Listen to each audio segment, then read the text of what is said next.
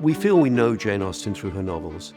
However, there is something extremely moving and exciting to see her own words as she's writing them.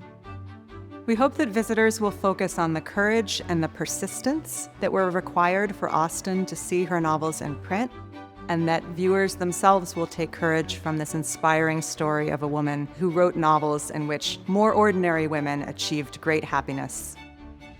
A Lively Mind, Jane Austen at 250, is a thorough review of Jane Austen's life, times, and the history of her publishing, drawn primarily from the unparalleled collection of manuscript, letters, and material at the Morgan Library Museum, with additional loans from some 15 institutions.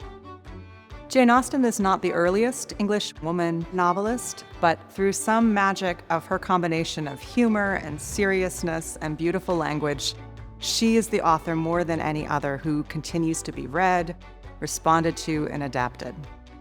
She first wrote fiction in her early teens. Her family encouraged her. She had ambitions to publish even as a young woman. And in the last decade of her life, she celebrated modest success as a published novelist. The Morgan Library has long been a pilgrimage site for Austen scholars and enthusiasts. Fewer than 200 of Jane Austen's letters survive.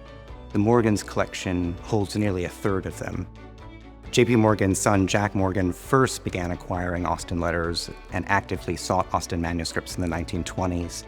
In the 1940s, the Morgan Library's first director, Belle DaCosta Green, acquired the manuscript of Lady Susan.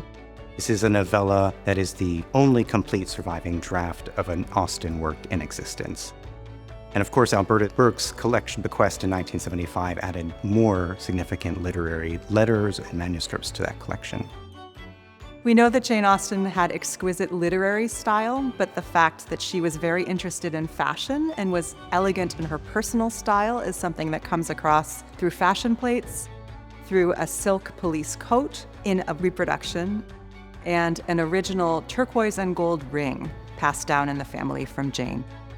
We see copies of the first American printing of a Jane Austen novel, Emma, and then we carry on with a story of how Austen was published and read and responded to in North America throughout the 19th and 20th centuries.